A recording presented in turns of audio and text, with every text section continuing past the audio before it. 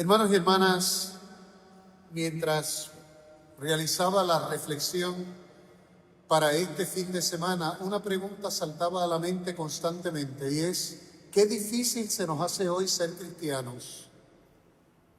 El cristianismo en muchos ambientes se dice que está pasando de moda, que ya no toca el corazón de los hombres, que se ha convertido en un cumplir unas tareas religiosas, pero no pasa de ahí, ¿ya? Y nos tenemos que preguntar, ¿por qué es tan difícil hoy ser cristianos?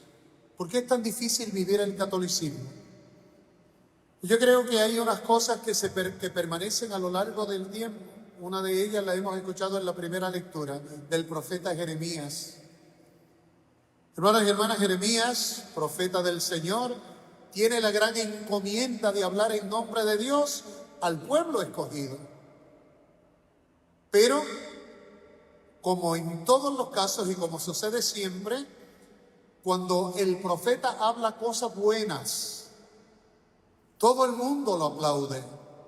Lo mismo pasa en nuestro tiempo. Cuando nuestros líderes nos mencionan cosas buenas, que vamos a progresar como pueblo, todo el mundo aplaude, qué bueno. Pero cuando meten el dedo en la llaga, cuando Jeremías metía el dedo en la llaga, porque el profeta tiene una misión doble: anunciar y denunciar. Anuncia la bondad de Dios, pero denuncia el desvío del corazón del hombre. Entonces, cuando Jeremías anuncia eso, lo mejor es sacarlo de en medio. Y por eso el profeta está consciente de lo que le corresponde vivir.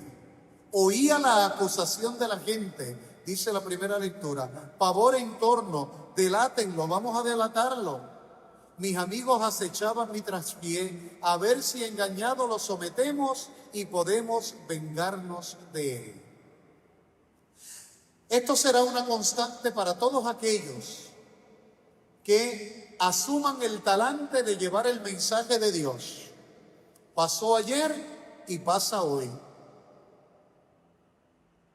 La crítica, la persecución solapada, porque hay mucha persecución solapada. Por el frente una cosa, cuando la persona no está, somos otra. Sin embargo, la persona que sabe que tiene esa responsabilidad pone su confianza en Dios. Por eso el profeta dice: pero el Señor es mi fuerte defensor. Me persiguen, pero tropiezan impotentes. Acabarán avergonzados de su fracaso, con sonrojo eterno que no se olvidará. Porque Dios no abandona a los suyos. Porque, como decíamos el pasado domingo, Dios nos ha hecho una promesa, hermanos y hermanas, inequívoca, de la que Dios mismo no se puede retractar: yo estaré con ustedes todos los días hasta el fin del mundo. Así es que en eso tenemos que descansar. Dios nos va a acompañar. Con esto no quiere decir que no va a ser difícil. Sí, hermanos y hermanas, hay dificultad. ¿Por qué? Porque muchas veces la persona que trata de vivir conforme a la voluntad de Dios se convierte en una amenaza para aquellos que no viven la voluntad de Dios. Y por eso lo mejor es destruirla. Por eso lo mejor es atacar. Y en algunos casos hasta la muerte. Miremos en varios países a cuántos cristianos no se le da muerte precisamente por profesar su fe. Pero para que no nos dejemos llenar de preocupaciones, Cristo nos dice hoy en 3 ocasiones: no tengan miedo. Y nos dice que no tengamos miedo porque Él es el primero que pasó por eso. Miremos la vida de Jesús. Pedro dice en su primera carta: pasó por la vida haciendo el bien. Y lo mataron. Todo lo que hizo lo hizo perfectamente. Nos habló la verdad de Dios. Nos marcó el camino a seguir para alcanzar el cielo. Y aún así, los seres humanos prefirieron la oscuridad a la luz y le mataron. Cristo lo había dicho anteriormente en su ministerio público: por mi causa ustedes serán perseguidos. Lo dice en el Evangelio de Lucas. Pero también nos dice: no tengan miedo, yo he vencido al mundo, en el Evangelio de Juan. Entonces, hermanos y hermanas, ¿a qué somos invitados hoy? A renovar nuestra confianza en Dios, a que entendamos que ser discípulos de Jesús, que ser católicos, que ser cristianos es mucho más que una práctica rutinaria de domingo. Estamos hablando de un estilo de vida. La fe no es algo que nosotros hacemos, la fe es algo que nosotros vivimos, y lo vivimos 24/7, lo vivimos toda nuestra vida. Eso es lo que estamos llamados a proyectar en el mundo. ¿Por qué es tan difícil hoy ser cristianos? Hermanos y hermanas, por el individualismo que nos ahoga. Hoy pensamos en nosotros mismos: yo primero, yo segundo, yo tercero. Cristo nos pide amar, Cristo nos pide servir, Cristo nos pide entregarnos a los demás. Pero ¿cuán verdad es, cuán real es eso en nuestra vida? Si a lo sumo lo único que nos preocupa son los míos y los que yo tengo a mi alrededor. Pero de ahí en fuera, ¿nos preocupan los demás? ¿Nos preocupan los que sufren? ¿Nos preocupan los que tienen hambre? ¿Nos preocupan los enfermos? Claro que no. Hemos ido restringiendo el campo de acción de nuestra catolicidad o nuestro cristianismo. Otra constante que casi nos prohíbe vivir la catolicidad o el cristianismo, hermanos y hermanas, el famoso miedo. Miedo. ¿Cuántos nos atrevemos de verdad a hablar de las cosas que Dios hace en nuestra vida?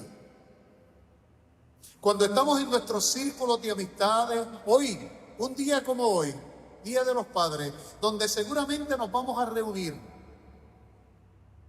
con familia, con amigos, miremos de qué habla la gente, de qué hablan los que están alrededor de nosotros. Dios no circula por ningún lado, no circula. Entonces, hermanos y hermanas, tenemos nosotros que asumir el talante auténtico del cristiano, particularmente en estos tiempos. Otro aspecto que nos prohíbe casi vivir nuestra catolicidad y cristianismo: la presión.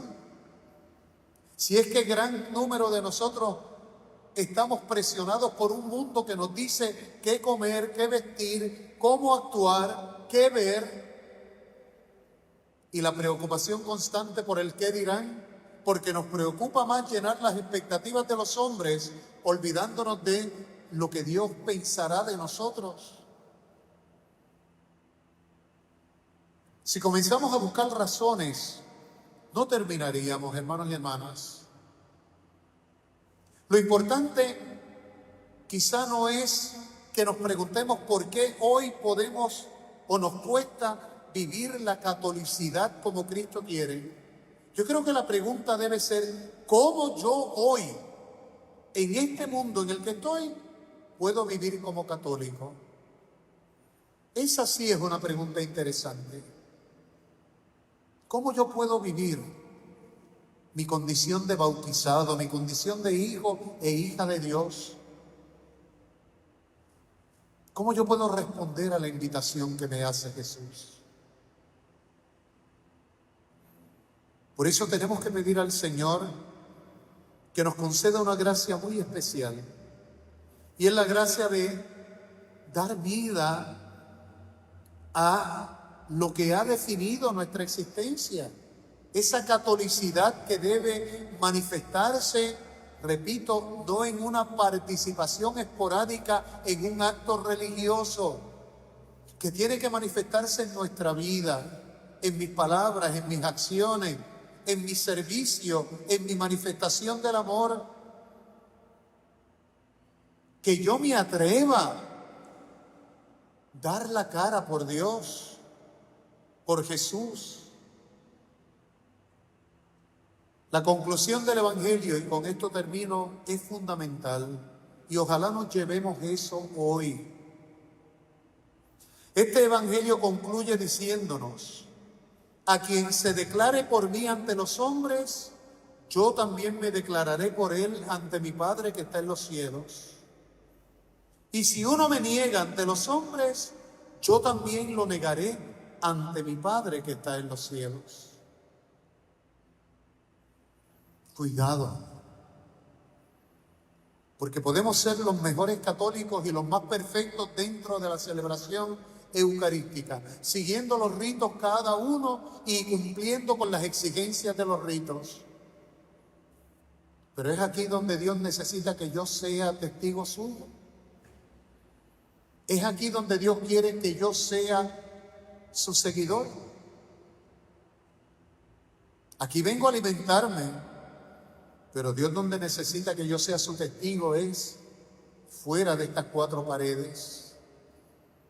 Y a veces, con nuestras actitudes, con nuestras omisiones, negamos a Jesús.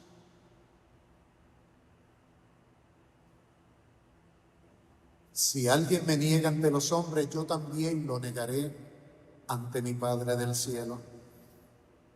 No es un dicho de Jesús, esto es una promesa que el Señor nos está haciendo hoy. Por eso, hermanos y hermanas, vamos a pedir al Señor que nos conceda la gracia de reflexionar seriamente cuál es el derrotero que lleva nuestra vida como católicos, como bautizados, como cristianos. ¿De verdad estamos esforzándonos por cumplir las expectativas que Dios tiene? Con esto no quiero decir que ser católico sea fácil, no lo es, pero no es imposible cuando vamos aferrados de la mano de Jesús. Que así sea.